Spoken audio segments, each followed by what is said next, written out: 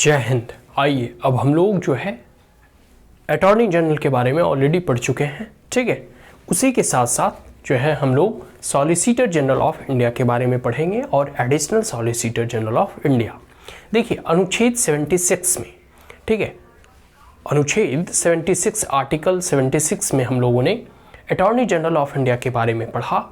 इनके कार्य, इनकी अपॉइंटमेंट किस प्रकार से प्रेसिडेंट के द्वारा की जाती है, इनका टर्म ऑफिस कितने सालों का होता है, ठीक है, और किस प्रकार से गवर्नमेंट के डिजॉल्व होते के साथ साथ मतलब काउंसिल ऑफ मिनिस्टर अगर डिजॉल्व होती है तो इनका भी पर जो है कन्वेंशनली जो है यह खत्म हो जाता है।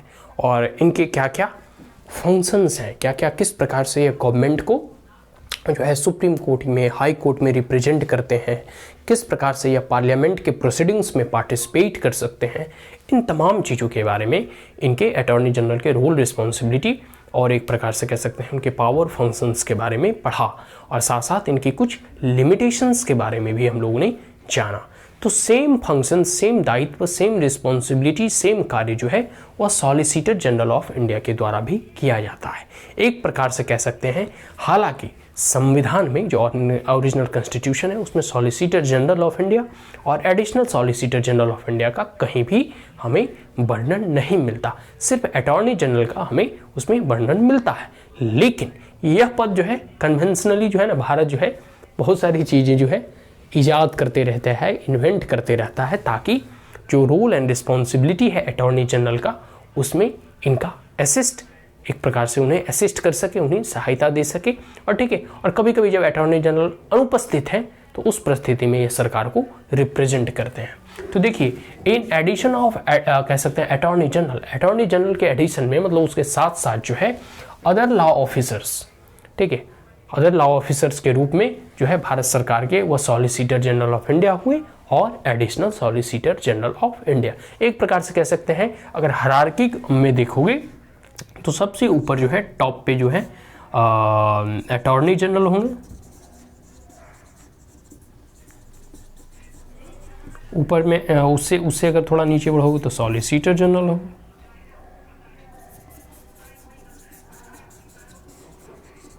उससे नीचे जाओगे तो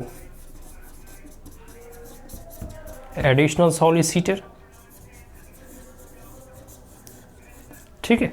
तो एक हायरार्की में अटॉर्नी जनरल, सॉलिसिटर जनरल, फिर एडिशनल सॉलिसिटर जनरल।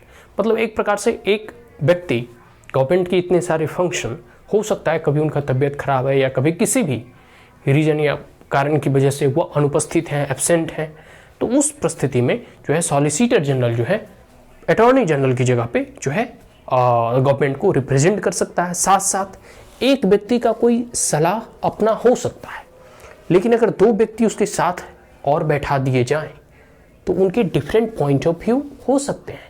तो गवर्नमेंट जो है तीन व्यक्ति यहाँ पर अब हो गए, अटॉर्नी जनरल, सॉलिसिटर जनरल और एडिशनल सॉलिसिटर जनरल।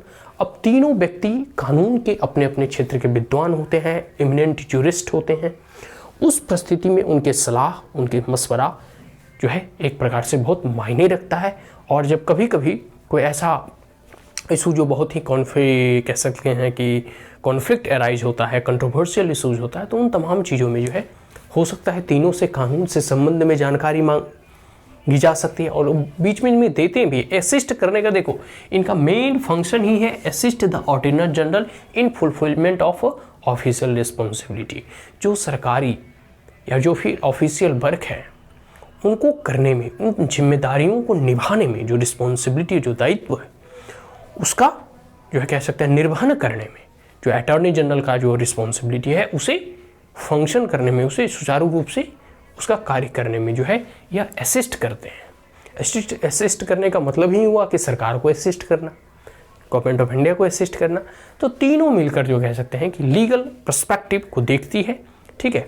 और only office of attorney general created by the constitution में हालांकि सिर्फ अटॉर्नी जनरल के ऑफिस को ही क्रिएट किया गया था। और यह जो है ना सॉलिसिटर जनरल या एडिशनल सॉलिसिटर जनरल, ये गवर्नमेंट ऑफ इंडिया का एक प्रकार से इजाद कह सकते हैं।